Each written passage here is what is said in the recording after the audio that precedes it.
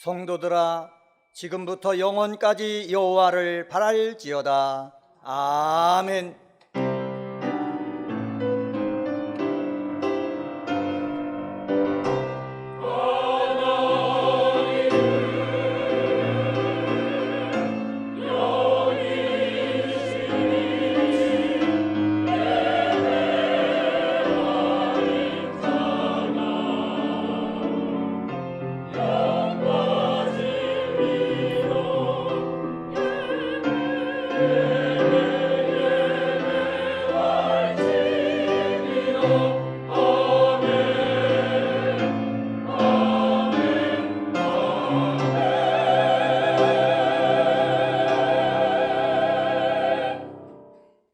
다 같이 찬송가 26장 1절을 부르시겠습니다.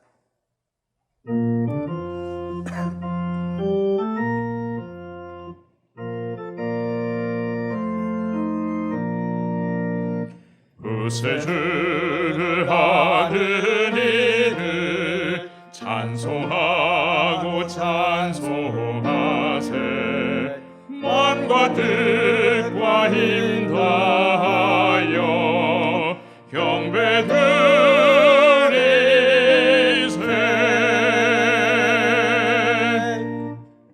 지난 한 주간을 돌이켜보며 간절한 마음으로 참회의 기도를 다 함께 드리겠습니다.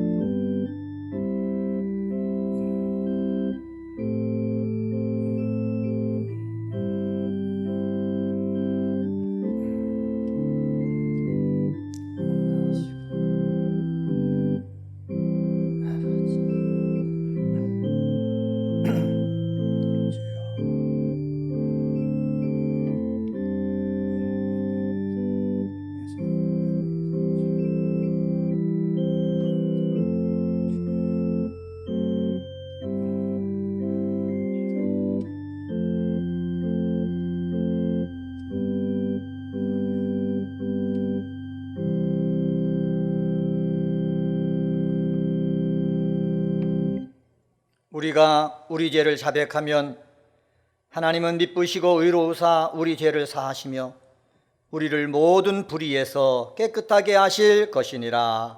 아멘. 성시 교독은 교독문 18번 시편 31편입니다. 성시 교독은 교독문 18번 시편 31편입니다. 여호와여, 내가 주께 피하오니 나를 영원히 부끄럽게 하지 마시고 주의 공로로 나를 건지소서.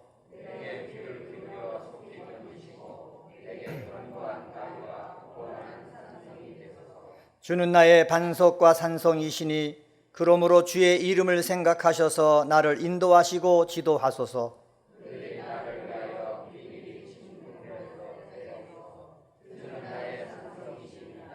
내가 나의 영을 주의 손에 부탁하나이다. 진리의 하나님 여호와여, 나를 속량하셨나이다.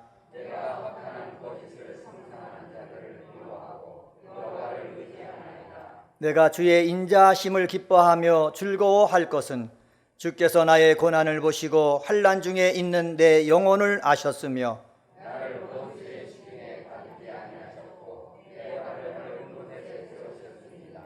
아멘. 다 같이 찬송가 544장을 부르시겠습니다.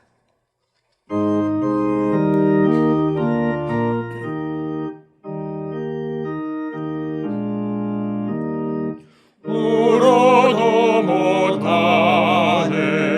눈물 많이 흘려도 없게 못하고 죄를 씻지 못하니 울어도 못하네. 십자가에 달려서 예수 고난 당했네. 나를 구원하시리 예수밖에 없네. 힘써도 못하네. 말과 뜻과 행실이 깨끗하고 착해도 다시 나게 못하니 힘써도 못하네. 십자가에 달려서 예수 고난 당했네. 나를 구원하시리 예수밖에 없네. 참아도 못하네. 할 수 없는 죄이니 흉한 죄에 빠져서 어찌하니 죽을까. 참아도 못하네. 십자가에 달려서 예수 고난 당했네. 나를 구원하시리 예수밖에 없네. 믿으면 되겠네. 주 예수만 믿어서 그 은혜를 힘입고 오직 주께 나가면 영원 삶을 얻네. 십자가에 달려서 예수 고난 당했네. 나를 구원하시리 예수밖에 없네. 김성중 장로님께서 기도하시겠습니다.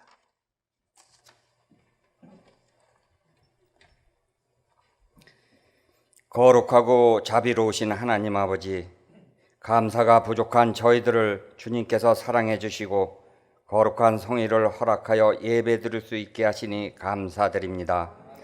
이 시간 저희들이 하나님과 신령한 교제를 갖게 하시고 거짓 없는 진실된 마음을 주시사 신령과 진정으로 예배하게 하시옵소서. 지난 한 주간 세상에 살면서 육신이 연약하고 믿음이 부족하여 주님의 말씀대로 살지 못하고 여러 가지 범한 죄와 허물이 많았습니다. 이 시간 저희들의 모든 죄를 회개하오니 주 예수 그리스도의 보혈로 깨끗함을 얻게 하시옵소서. 이 나라 이 민족을 사랑하시는 주님, 코로나19의 전염병을 주님께서 주신 지혜로 잘 이겨나갈 수 있게 하여 주시옵소서. 세상에 시련이 엄습해올 때 두려워하거나 허약해지는 우리가 되지 않게 하시고 주님의 백성다운 모습으로 우뚝 서게 하시옵소서. 또다시 지역사회 전파가 재확산되고 있습니다. 주님께서 개입하시어 막아주시고 보호하여 주시옵소서. 이를 위해 수고하는 의료진과 방역 관계인들을 붙잡아 주시며 이 환란이 하루빨리 종식될 수 있도록 도와주시옵소서. 사랑해 주님, 지난주 주신 말씀처럼 하박국 선지자의 기도가 내 기도가 되어서 수년 내에 부흥의 역사가 일어나게 하시고 하나님의 일이 나타나게 하시며 진노 중에라도 궁유를 잊지 않는 은총의 기도로 한 주간을 살게 하시니 감사드립니다. 하나님 아버지, 올 한 해 우리의 기원처럼 예수 중심의 교회, 연결되는 교회, 성정하는 교회로 함께 지어져가는 교회가 되게 하여 주시고 이를 위해 은혜 광성교회 수많은 성도들을 이끄시는 박재신 담임 목사님께 영육간의 강건함을 주시고 가정에도 축복과 건강을 주시옵소서. 동역하는 부목사님께도 마음의 평안을 주시고 건강을 주시어 사역을 마음껏 할 수 있도록 은혜 내려 주옵소서. 전도사님, 강도사님, 교회학교 교사들 위에도 함께하여 주시고 우리 교회의 모든 기관과 조직들을 성령께서 인도하여 주셔서 은혜와 사랑으로 하나 되는 기관들이 다 되게 하여 주시옵소서. 올 한 해는 주님이 예비하고 계획하신 성전 건축을 감당하게 하셨습니다. 성전을 완공하기까지 안전사고 하나 없이 계획대로 건축되게 하옵소서. 온 성도가 한마음 한뜻으로 성전 건축을 큰 기쁨으로 감당하고 있사오니 아름다운 성전을 하나님께 올려드릴 수 있는 은혜를 베풀어 주시옵소서. 선교를 허락하신 하나님, 코로나로 인하여 해외 선교를 내년으로 미뤘지만 오는 8월에는 국내 선교인 조도 선교를 잘 준비하여 주님이 기뻐하시는 선교가 되게 하여 주옵소서. 이 시간 말씀을 선포하는 담임 목사님께 능력을 더하여 주시고 성령으로 충만하게 하셔서 예배에 참여한 성도들과 영상으로 예배를 드리는 성도들에게 전하는 말씀을 통하여 한없는 은혜의 시간이 되게 하여 주옵소서. 어렵고 힘든 사회생활 속에도 주님을 사랑하고 주님의 몸된 교회를 위하여 맡은 직책과 직분을 기쁨으로 감당하는 성도들에게 주님의 위로가 넘치게 하시옵소서. 정성껏 준비한 나사렛 성가대의 아름다운 찬양이 이 성전에 가득하길 원하오며 우리의 삶을 영원토록 인도하실 예수 그리스도의 이름으로 기도합니다. 아멘.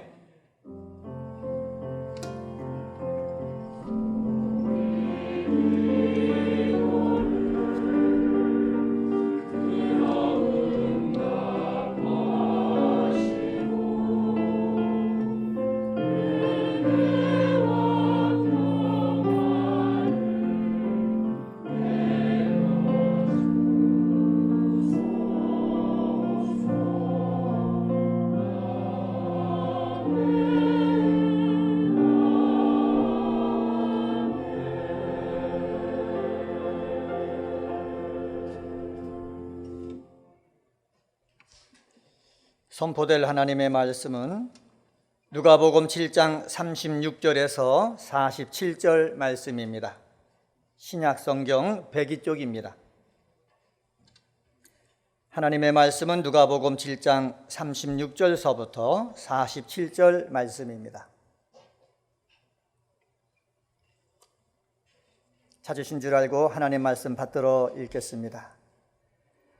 한 바리새인이 예수께 자기와 함께 잡수시기를 청하니 이에 바리새인의 집에 들어가 앉으셨을 때에 그 동네에 죄를 지은 한 여자가 있어 예수께서 바리새인의 집에 앉아 계심을 알고 향유 담은 옥합을 가지고 와서 예수의 뒤로 그 발 곁에 서서 울며 눈물로 그 발을 적시고 자기 머리털로 닦고 그 발에 입 맞추고 향유를 부으니 예수를 청한 바리새인이 그것을 보고 마음에 이르되 이 사람이 만일 선지자라면 자기를 만지는 이 여자가 누구며 어떠한 자 고 죄인인 줄 알았으리라 하거늘 예수께서 대답하여 이르시되 시몬아 내가 내게 이를 말이 있다 하시니 그가 이르되 선생님 말씀하소서.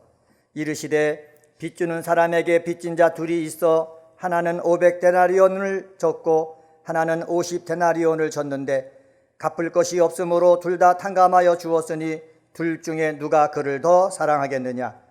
시몬이 대답하여 이르되 내 생각에는 많이 탕감을 받은 자니이다. 이르시되 내 판단이 옳다 하시고 그 여자를 돌아보시며 시몬에게 이르시되 이 여자를 보느냐. 내가 내 집에 들어올 때 너는 내게 발 씻을 물도 주지 아니하였으되 이 여자는 눈물로 내 발을 적시고 그 머리털로 닦았으며 너는 내게 입 맞추지 아니하였으되 그는 내가 들어올 때로부터 내 발에 입 맞추기를 그치지 아니하였으며 너는 내 머리에 감람유도 붓지 아니하였으되 그는 향유를 내 발에 부었느니라. 이러므로 내가 네게 말하노니 그의 많은 죄가 사하여 졌도다. 이는 그의 사랑함이 많음이라. 사함을 받은 일이 적은 자는 적게 사랑하느니라. 아멘.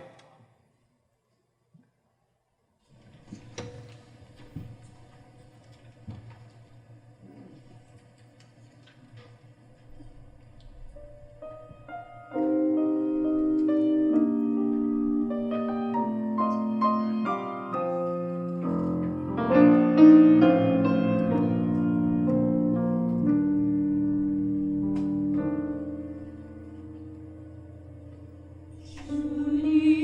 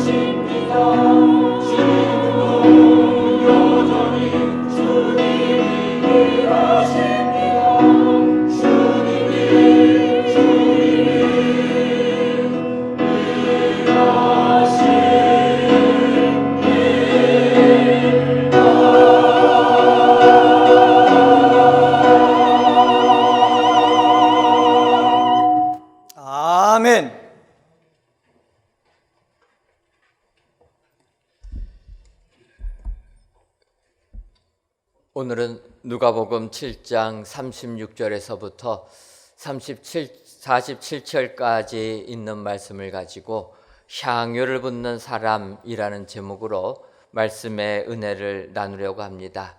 오늘 본문이 시작하는 누가복음 7장 36절과 37절 상반절을 보면 한 바리새인이 예수께 자기와 함께 잡수시기를 청하니 이에 바리새인의 집에 들어가서 앉으셨을 때 그 동네에 죄를 지은 한 여자가 있어, 이렇게 말씀하고 있습니다.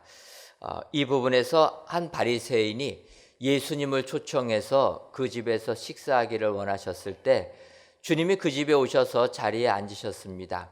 그때 죄를 지은 한 여자가 주님께 와서 향유를 부었다라는 이러한 내용입니다. 이 본문을 시작하기 전에 우선 생각해 볼 부분이 한 가지가 있습니다. 그것은 이 죄를 지은 한 여자가 누구냐 하는 것입니다. 여러분들, 오늘 향유 붓는 이 본문에서 나오는 죄를 지은 여인, 누구라고 생각하십니까? 사람들이 많이 이 여인이 누굴까, 이것을 가지고 생각들을 하고 있습니다. 한 죄를 지은 여인이라 표현했기 때문에 누군지가 나와 있지 않아서, 그러면 성경을 비교해 보면서 찾아보면 이 여인이 누굴까, 이런 것을 보는 것입니다. 그러다 보니까 사람들마다 굉장히 많은 이론들을 내고 있습니다. 바로 이 죄 지은 한 여자는 누가복음 8장에 나오는 7 귀신 쫓아냄의 은혜를 받은 막달라 마리아가 아니겠는가, 이렇게 생각하는 사람도 있습니다.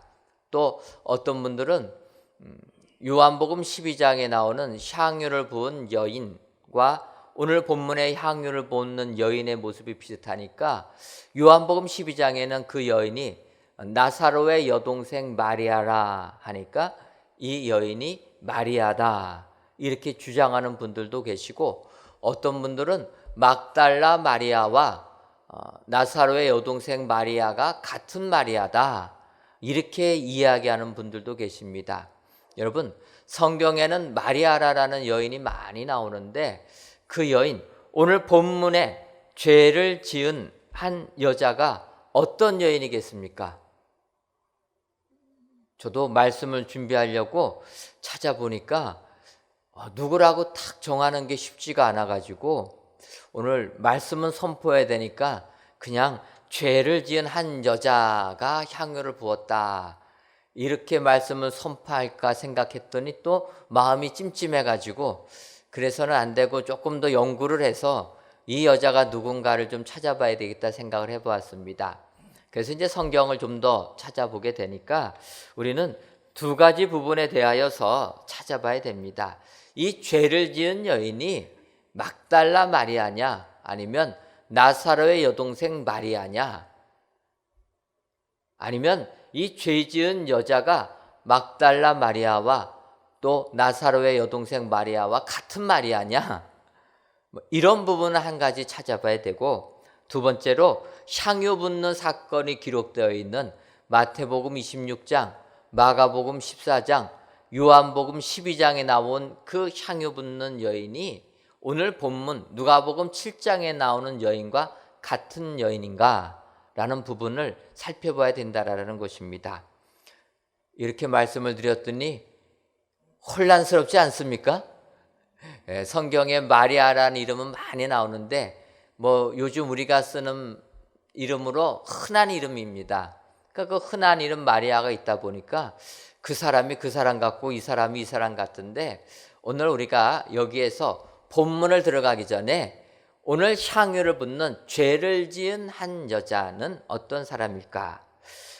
성경을 보게 되면 이 여자는 간단하게 얘기해서 나사로의 여동생 마리아다, 이렇게 보시면 좋을 것 같습니다. 왜냐하면 요한복음 12장에는 마리아가 주님께 향유를 부었는데 그 마리아는 나사로의 여동생 마리아입니다. 베다니에서 그 마리아가 주님께 향유를 붓는 그 모습이 오늘 누가복음 7장에 기록된 향유 붓는 모습하고 너무나 흡사합니다. 향유를 우리 주님 발에다가 붓고 발에 입 맞추고 향유를 붓는 모습이 비슷해서 오늘 본문에 나오는 죄를 지은 한 여자는 마리아다. 나사로, 마르다의 여동생 마리아다. 이렇게 보면은 되겠습니다. 그리고 마태복음 26장, 마가복음 14장에 나오는 향유 붓는 그 여인도 이 요한복음 12장에 나온 거랑은 약간은 다르지만 어쨌든 향유 붓는 내용이 같기 때문에 이 여인도 마리아가 부었다. 쉽게 말하면 향유 붓는 사건에 등장하는 여인은 마리아다. 이렇게 보시면 되는 것입니다. 그리고 이 마리아는 나사로의 여동생 마리아다. 그 다음에 성경을 보게 되면 7 귀신이 쫓겨나가는 은혜를 받은 막달라 마리아. 그래서 예수님께서 십자가에 돌아가시고 나니까 그 예수님께 향유를 갖다 드리려고, 그래서 장례를 치르려고 그 무덤에 가서 부활하신 주님을 처음 목격한 그 막달라 마리아라는 마리아가 있는데, 그 마리아는 향유 붓는 마리아가 아니고 이름은 같은 동명이인의 다른 마리아다. 이렇게 보시고 성경을 보시면은 혼란함이 없게 됩니다. 그래서 오늘 이 향유 붓는 여인의 모습을 보면서 이 여인은 나사로의 여동생 마리아가 주님께 향유를 부었다. 이렇게 생각하고 말씀의 은혜를 나누면 좋겠습니다. 사실 이 마리아가 누구 마리아인지 어떤 마리아인지보다 더 중요한 것은 그녀가 누군가를 떠나서 향유를 우리 주님께 부었다라는 것, 그래서 주님을 위하여 헌신의 삶을 살았다는 것, 이것이 더 중요한 부분이 되는 줄 믿습니다. 그래서 오늘 이 시간 향유 붓는 사람이 어떠한 사람인가, 이 마리아의 모습을 보시면서 살펴보시고 이 모습을 그대로 본받으셔서 주님께 헌신하시는 축복의 성도님들 되시기를 주님의 이름으로 축원합니다. 그렇다면은 주님을 사랑하여서 향유를 붓는 이 사람은 어떠한 사람입니까? 첫째로 향유를 붓는 사람은 죄를 지은 죄인입니다. 오늘 보면 누가복음 7장 37절을 보면 그 동네에 죄를 지은 한 여자가 있어 예수께서 바리새인의 집에 앉아 계심을 알고 향유 담은 옥합을 가지고 와서, 이렇게 말씀하고 있습니다. 예수님께 향유를 부은 사람은 죄를 지은 한 여자라는 것입니다. 이것을 바꿔 말하면 죄를 지은 사람이 주님께 향유를 부을 수 있다. 또 다르게 표현하면 죄를 짓지 않은 사람, 바꿔 말하면 죄 없다는 사람은 우리 주님께 향유를 붓지 못한다 라고 말할 수가 있게 되는 것입니다. 왜 그렇습니까? 오늘 예수님을 초청한 바리새인은 죄 지은 여자가 주님께 향유를 부으니까 오히려 그것을 비난했다라는 것입니다. 바꿔 말하면 자칭 의인이라고 하는 바리새인들은 죄 없다고 하니까 주님께 향유를 붓지 못한다라는 것입니다. 주님은 바리새인들을 외식하는 자다 이야기합니다. 그리고 바리새인들은 자칭 의인이라 주장하는 사람이다. 주님이 이야기합니다. 그래서 주님이 바리새인들을 책망합니다. 외식하는 자들아. 특별히 누가복음 18장을 보게 되면 주님이 비유로 말씀하시는데 바리새인과 세리의 기도를 주님이 비유로 말씀하십니다. 바리새인 하나님께 기도할 때 고개 들고 하늘을 향하여서 얘기합니다. 하나님, 나는 주일도 잘 섬기고 11주 예물도 드리고 주를 위하여 헌신했습니다. 이렇게 바리새인은 기도했다라는 것입니다. 거룩한 삶을 살았다. 나는 의인의 삶을 살았다. 이렇게 하나님께 기도했다라는 것입니다. 그런데 같이 산에 올라가서 기도하는 세리는 하늘을 향하여 우러러 보지도 못하고 고개를 숙이고 눈물을 흘리며 자기는 죄인이라고 기도했다라는 것입니다. 이때 주님의 말씀이 하나님께서 의인이라 인정해 주는 사람은 자칭 거룩하다라고 하는 바리새인이 아니라 죄인임을 고백한 세리를 의인이라 여겨주셨다라는 것입니다. 바꿔 말하면 우리 하나님은 죄 있는 자를 죄 사해 주시고 의인으로 붙들어 주신다라는 것입니다. 오늘 주님께 헌신하며 향유를 붓는 사람은 죄 있는 사람이었다라는 것입니다. 여러분, 이 세상에는 자칭 의인들이 많습니다. 죄 짓지 않고 법 없이도 살 사람들이 많이 있습니다. 그런데 이런 거룩한 사람은 주님이 받아들이지 않는다라는 것입니다. 죄인임을 깨닫고 죄를 알고 죄 지은 사람을 주님이 용서해 주시고 주님이 의롭다 여겨주신다라는 것입니다. 그래서 바울 사도는 디모데전서 1장 15절에 이야기합니다. 죄인 중에 내가 괴순이라. 바울같이 거룩한 삶 산 사람이 어디 있습니까? 바울처럼 경건하게 하나님 섬긴 사람이 어디 있겠습니까? 그런데 바울은 내가 죄인이다 라고 고백해서 하는 대로 끝나지 아니하고 죄인 중에서도 우두머리인 죄인 중에 최고의 죄인, 죄인의 괴수다라고 이야기했다라는 것입니다. 여러분, 바울이 죄인의 괴수면은 우리는 무엇이 되겠습니까? 바로 이런 사람, 이렇게 죄인임을 인정하는 사람을 우리 주님이 구원의 축복, 죄사함의 축복을 내려주시는 줄 믿습니다. 근데 여러분, 여기서 바울 사도가 내가 죄인 중에 죄인이라고 괴수라고 고백하는 의미를 살펴봐야 된다라는 겁니다. 왜 그렇습니까? 아직까지 거룩한 삶을 살지 못하는 사람들은 내가 깨끗하다고 생각합니다. 나는 죄 없다고 생각합니다. 그런데 하나님을 섬기고 섬길수록 내 자신이 더욱더 죄인임을 깨닫게 된다는 겁니다. 작년에 우리나라가 일본하고 무역전쟁이 생겼습니다. 그래갖고 무역 갈등이 생기게 되니까 일본에서 우리나라로 수출하는 수출 항목들을 제한해 버렸습니다. 수출하지 못하도록 막아버린 것입니다. 그래서 일본이 노린 것은 우리나라 반도체 산업을 어렵게 만들려고 하는 것입니다. 그들이 수출을 금지시킨 품목이 무엇입니까? 그 중에 불화수소라는 게 있습니다. 이 불화수소라는 것은 반도체를 만들 때 아주 중요한 공정이라는 것입니다. 반도체는 예민해서 오염되면 안 됩니다. 그래서 반도체를 생산할 때 오염된 것을 없애버리는 씻어내는 용액이 있어야 되는데 그 용액은 불순물을 다 제거해내는 용액이기 때문에 순도가 굉장히 높아야 된다는 것입니다. 그래서 그 순도 높은 불화수소를 우리나라로 수출하는 것을 막아버렸다는 겁니다. 우리가 잘 아는, 우리가 좋아하는 순금 있지 않습니까? 여러분, 순금이 몇 퍼센트 금을 함유하고 있습니까? 99.9% 정도 함유하면 굉장히 귀한 순도가 높은 금입니다. 그 중에서 더 높은 것은 99.95 정도가 되면은 굉장히 높은 겁니다.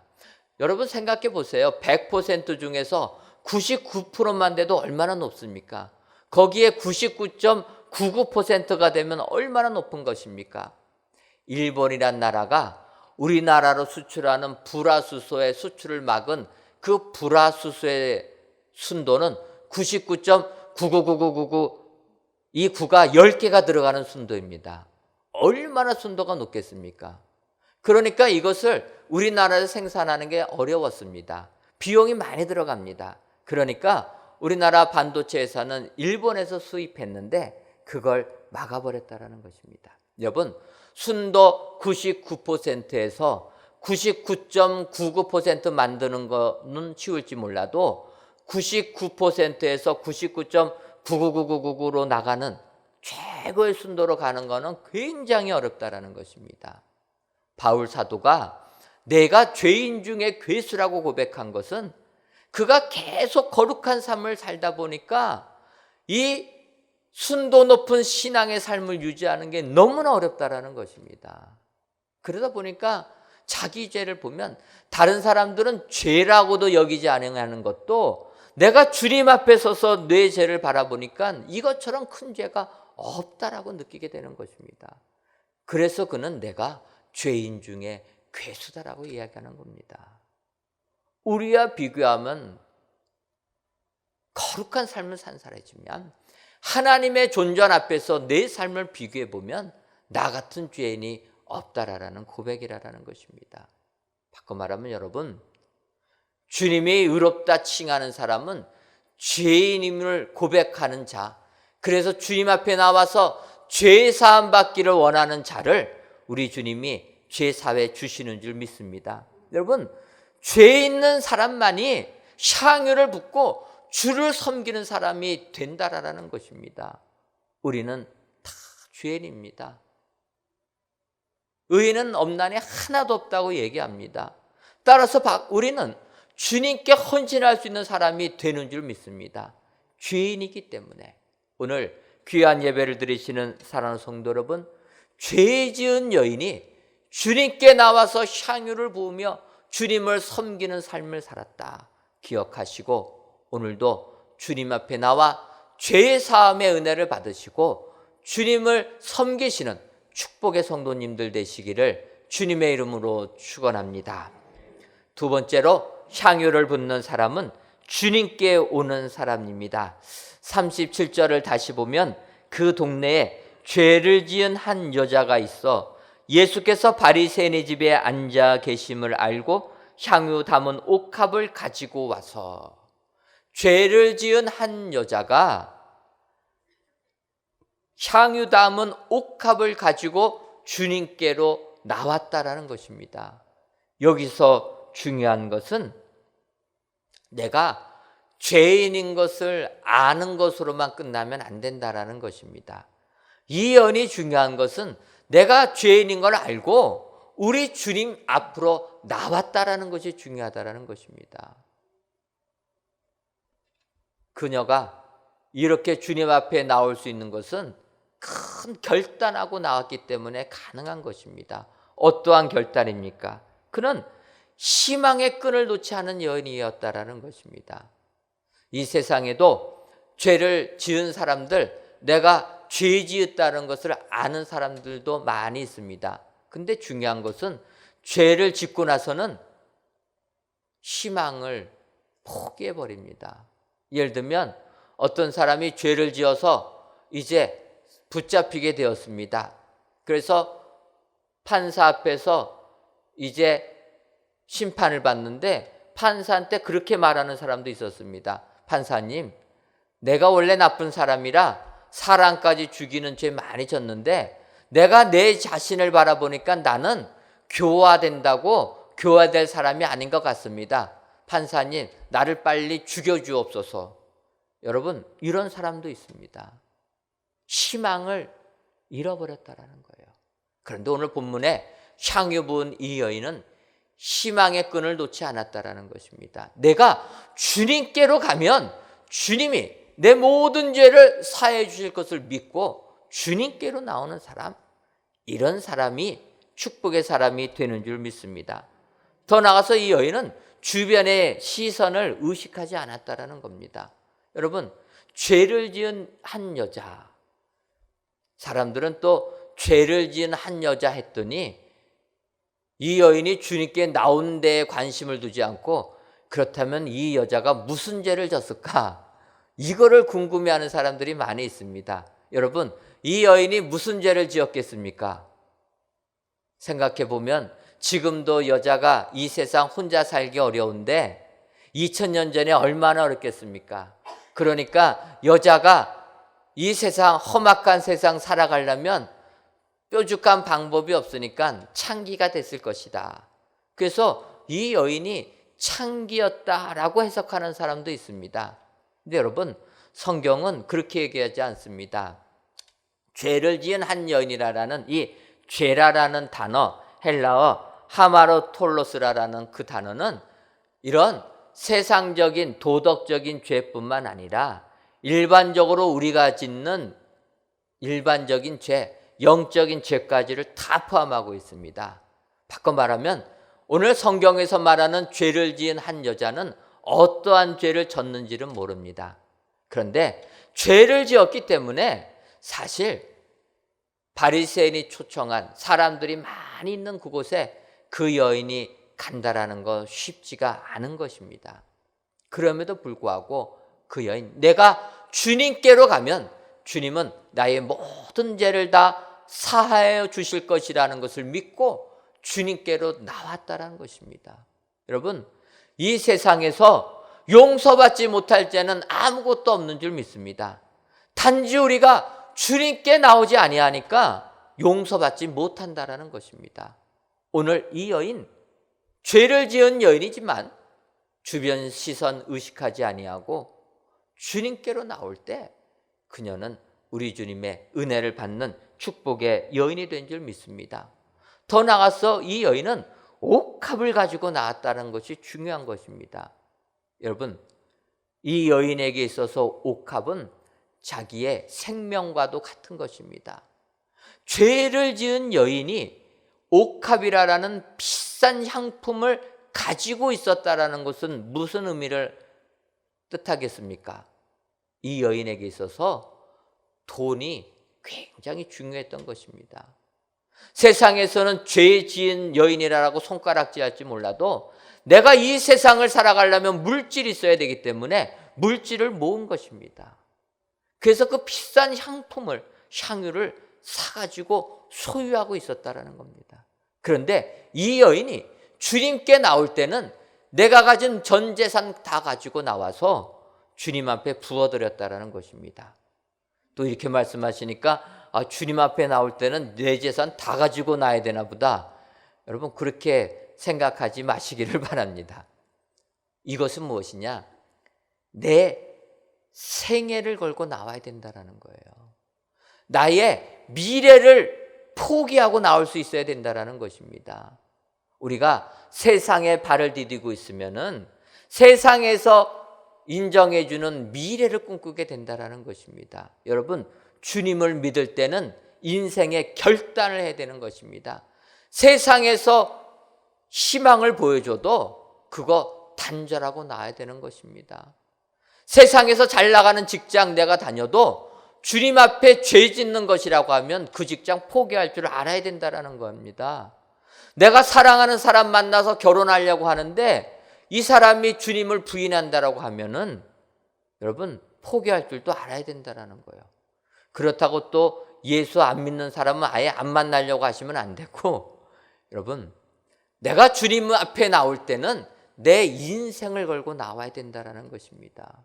이 여인은 향품을 가지고 나와서 주님 발 앞에 부어드렸다는 거예요.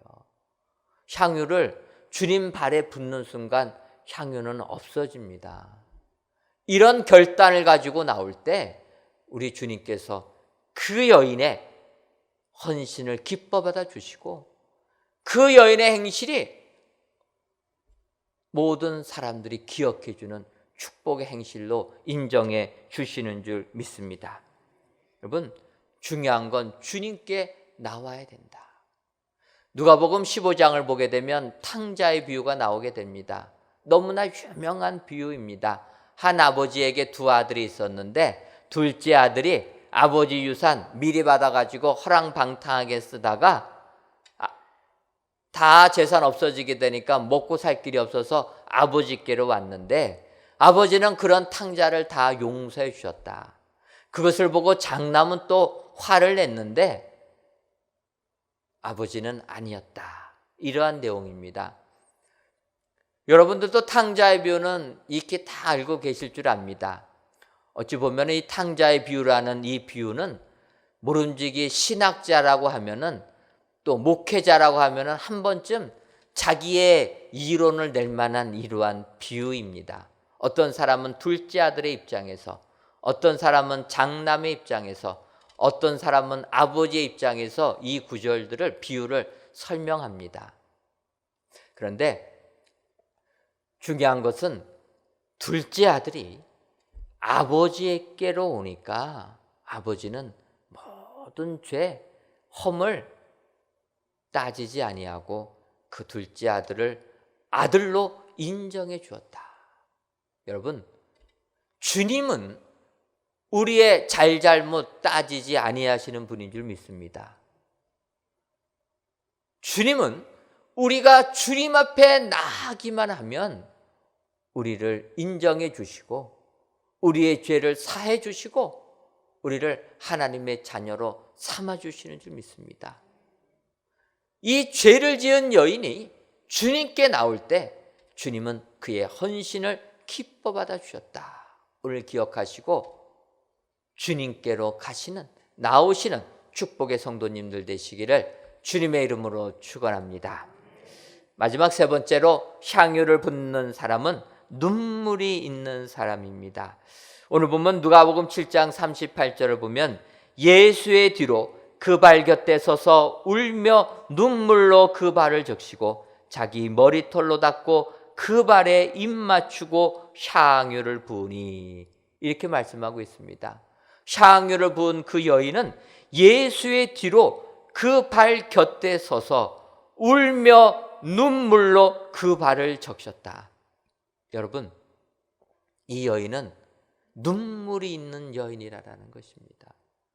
지금 세상은 너무나 눈물이 메말라져 있습니다. 하나님께 기도할 때도 울며 기도하는 게 많이 없어졌습니다. 세상이 냉랭하다 보니까 눈물로 세상을 바라보지 못합니다. 근데 이 여인은 주님께 나올 때 울면서 나왔다라는 겁니다. 이 여인이 왜 울었겠습니까? 내 죄 사하여 달라고 간청하기 위해서만 울었겠습니까? 저는 그렇게만 보지는 않습니다. 주님께 간구하기 위해서 울 수도 있었지만 어찌 보면은 자기 삶, 그동안 자기가 이 세상에서 죄 지은 여인으로서 멸시받으며 살았던 자신의 그 삶, 그래서 세상에 다하여서 담을 쌓아두었던, 마음의 문을 탁 막아두었던 그 마음, 울면서 깨트리면서 나왔다라는 것입니다. 여러분, 이 여인 세상을 얼마나 원망하며 살았겠습니까? 죄를 지으면서까지 살 수밖에 없는 이 세상 얼마나 한탄하고 살았겠습니까? 마음을 닫지 않았겠습니까? 그런데 마음 닫은 이 여인이 울면서 주님 앞에 나올 때 이제는 주님과 소통하고 세상과 소통하는 사회의 일원이 되는 축복의 여인으로 변화되었다라는 것입니다. 창세기 33장을 보게 되면 야곱과 에서가 만나는 장면이 나오게 됩니다. 우리가 아는 대로 야곱, 아버지 이삭을 속여가지고 장자의 기도를 받게 됩니다. 축복을 가로챕니다. 형 에서가 이것을 알고 이삭에게 얘기합니다. 아니 아버지, 속아가지고 기도해주면 어떡합니까?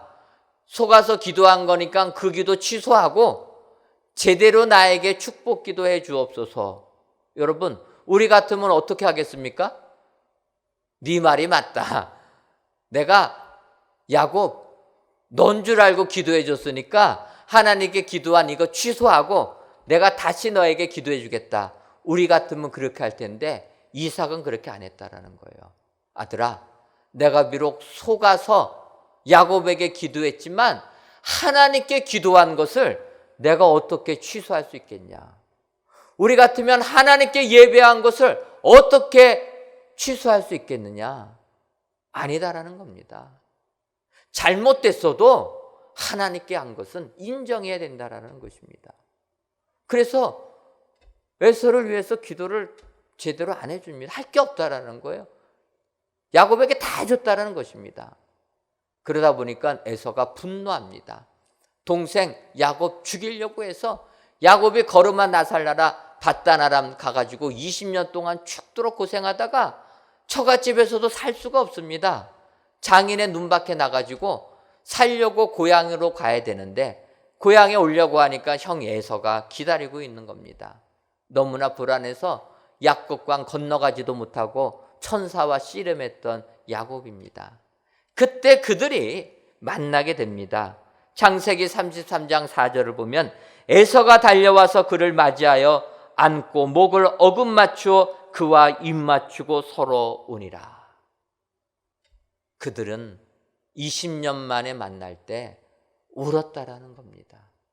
서로 울었다라는 거예요. 여러분, 눈물이 있는 곳에는 잘잘못 따지지 않습니다. 내가 잘했니? 너가 잘했니? 안 따진다라는 겁니다. 눈물이 있고 그곳에서 서로 용서를 해주니까 야곱이 뭐라고 합니까? 내가 형님 얼굴 보니까 하나님 얼굴을 보는 것 같습니다. 여러분, 눈물이 있는 그곳에 우리 주님이 계시는 줄 믿습니다. 여러분, 우리가 세상을 살면서 믿음 생활을 하고 가정 생활을 하고 사회 생활을 할 때 눈물이 있어야 될 줄 믿습니다.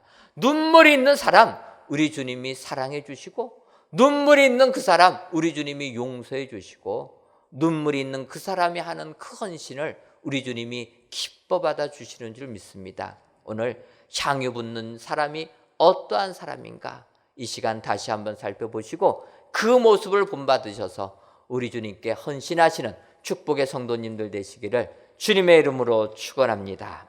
기도하겠습니다. 하나님, 궂은 날씨 속에서도 저희들을 불러주시고 하나님께 예배할 수 있도록 축복해 주시니 감사함을 드립니다. 이 시간 성전 또는 각 처소에서 예배드리시는 모든 성도님들의 예배를 기뻐 받아 주시고 그들의 삶 속에 하나님이 베풀어 주시는 은혜가 차고 넘쳐나게 하여 주옵소서. 향유를 붓는 사람은 죄가 있는 사람, 주님께로 오는 사람, 눈물이 있는 사람이라 말씀하셨사오니 오늘 주님께로 나오는 이 향유 붓는 여인의 모습을 그대로 본받아서 주님께 헌신하는 축복의 사람들 다 되게 하여 주옵소서. 예수님의 이름으로 기도하옵나이다. 아멘.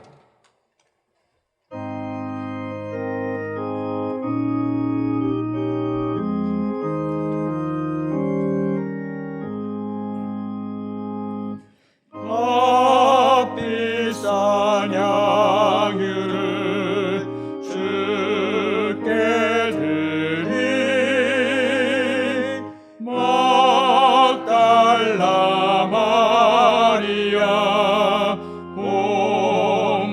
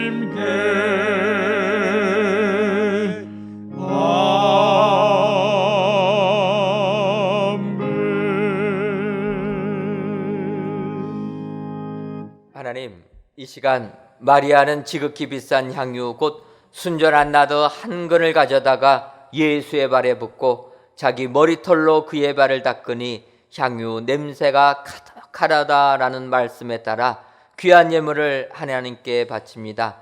정성을 다하여 드리는 이 예물을 받아 주옵시고 드리는 이 예물이 마리아가 바친 지극히 비싼 향유처럼 되게 하여 주옵소서. 그리하여 주님의 몸에 부어지는 예물이 되게 하옵시고 그 향기가 이 성전에 가득하게 하옵시며 더 나아가 이 헌신이 향유를 부은 마리아처럼 영원토록 기억되는 헌신이 되게 하여 주옵소서.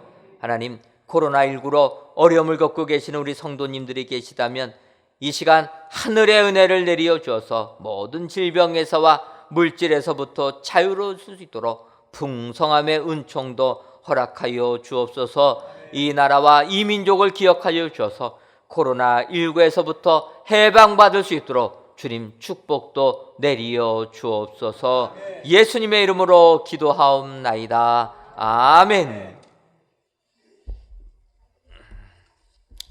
인사 나누시기 전에 오늘 헌금 찬송하다 보면은 막달라 마리아 나오고 있지 않습니까? 제가 일부러 이 찬송을 택했습니다. 왜냐하면 그러다 보면은 이 막달라 마리아가 향유 부은 마리아라 이렇게 볼 수가 있는데 찬송가에서는 이렇게 나오지만 이 향유는 부활하신 예수님께 바치려고 했던 향유다 이렇게 보시면 됩니다. 그래서 오늘 말씀 때문에 이 찬송 선택했습니다. 혼란 없으시기를 바랍니다. 옆에 분들 보시고 인사 나누도록 하겠습니다. 주님께로 나오는 사람이 됩시다. 네, 한 번 더 인사하겠습니다. 눈물이 있는 사람이 됩시다. 향유 붓는 여인처럼 주님께 헌신하시는 축복의 성도님들 되시기를 주님의 이름으로 축원합니다. 교회 소식 전해드리도록 하겠습니다. 오늘 저녁 예배는 교회학교 교사 헌신 예배로 지키도록 하겠습니다. 다음 주 저녁 예배 후에 정기 재직회로 모이고 둘째 주 여전도의 올레가 오늘 오후 2시 정한 장소에서 모입니다. 여러분들께서 기도해 주셔서 성전 건축은 은혜 중에 진행되고 있습니다. 지난 주간에는 또 타워 크레인까지도 설치가 되었습니다. 그래서 일부 때 옥상 가서 보시라 했더니 옥상 문이 잠겨 있어가지고 어디로 가냐 그러는데 여러분 7층만 가셔도 보입니다. 그래서 이제 그 1구역도 있고 2구역도 공사하는데 저희 교회 성전 부지가 타워 크레인 설치지에 있는 곳이다 보시고 우리 성전 건축을 위하여서 기도해 주시면 감사하겠습니다. 다 같이 찬송가 351장 4절을 부르시겠습니다.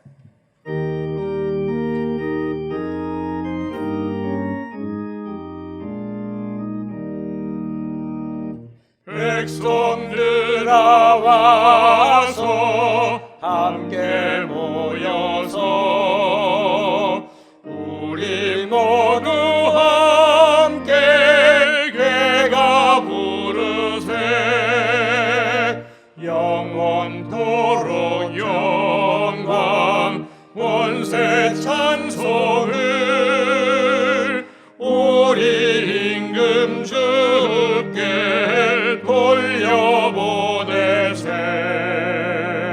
믿는 사람들은 주의 군사니 앞서가신 주를 따라갑시다.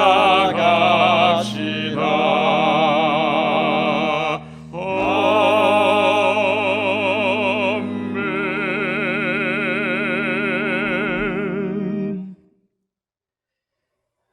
이제는 우리 주 예수 그리스도의 크신 은혜와 하나님 아버지의 한량없는 사랑하심과 성령님의 교통하심이 향유를 붓는 헌신의 사람 되기로 다짐하는 사랑하는 은혜광성교회 모든 성도님들 위에와 그들이 속한 가정 위에 이제로부터 영원토록 함께 있을지어다. 아멘.